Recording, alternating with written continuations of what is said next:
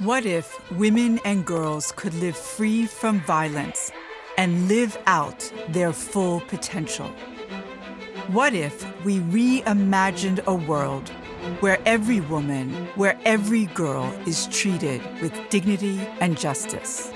There are women fighting for that world to come, and their courage must be known. These are their stories. I'm the first woman chief in my area who paved the way for others. I was a first-time nonviolent offender that was sentenced to life without parole. When we work towards eradicating human trafficking, we will change the world. Injustice is injustice, whether it be caste, class, or any other form of oppression. It is a critical time, and in order to understand the need for dignity and rights for women and girls, we should get closer, see the world through their eyes, feel their courage to question and take action.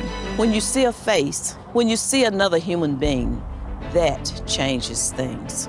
I have a voice, and I have the courage to speak up, to question. To create change. Together, we can end child marriages. Dalit women fight. I fight against human trafficking.